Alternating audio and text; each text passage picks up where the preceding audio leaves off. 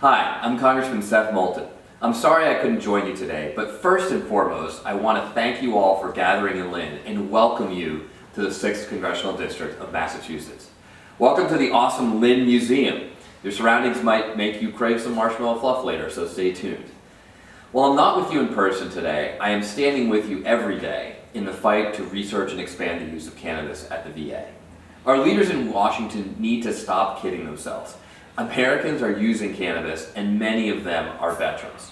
The American Legion recently did a study that found that 1 in 5 veterans uses cannabis, and 93% of veteran households support research into the uses of medical cannabis. Those uses include things that will save lives. Many think that cannabis could help veterans manage post-traumatic stress, which could help us stem the tide of veteran suicides.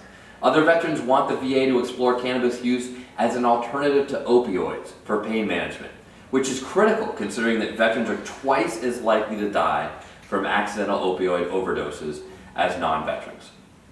So the work that you do, specifically your advocacy for cannabis use at the VA, matters because it can save lives. Talking about this issue and exploring it further also destigmatizes it.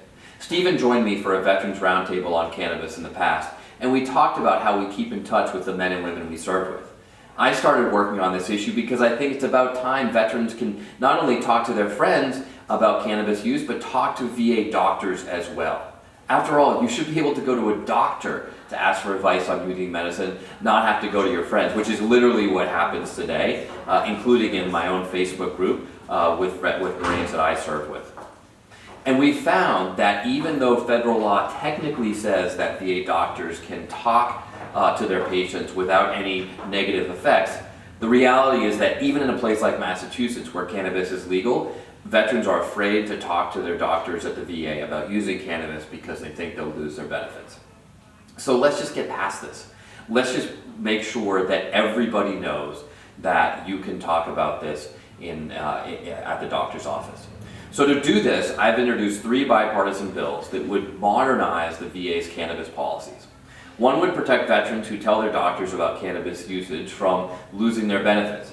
The bill would also let doctors at the VA incorporate marijuana into veterans' treatment plans in states where it's legal to do so. So even if you can't get the VA to give you cannabis, you can at least know that it's part of your treatment plan when you're out there getting it anyway. The second bill would direct the VA to conduct a national survey of all veterans and VA healthcare providers to learn more about how many veterans are using cannabis and why. And then the third bill would expand access to educational resources so VA doctors can learn more about medical cannabis. Because it doesn't make much sense to be able to go to a VA doctor for advice on cannabis if that doctor knows nothing about it. I partnered with a Republican from Florida to introduce these bills, and we worked hard to make them something that members of both parties can support, because this is too important a topic for partisanship. Your work on this issue matters for a second reason. I think incremental changes at the VA are a good starting point for broader changes in the government's position on cannabis. I was one of the first people to break with the political establishment in Massachusetts on this issue when it was up for a vote during the last election. And what we found was minds change quickly on this issue once people see the tangible results. Dispensaries have opened and crime hasn't skyrocketed.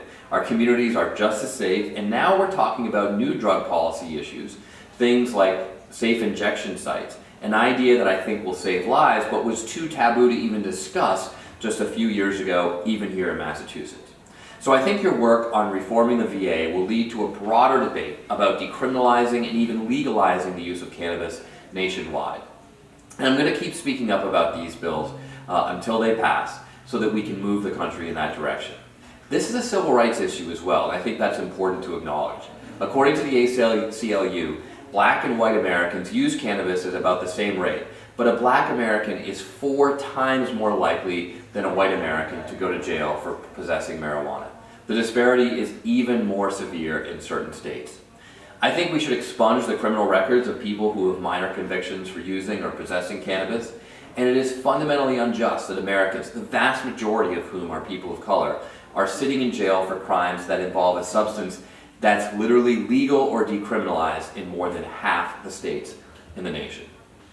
So thank you, Stephen and Alternative Treatment for Veterans. Thank you for having this event.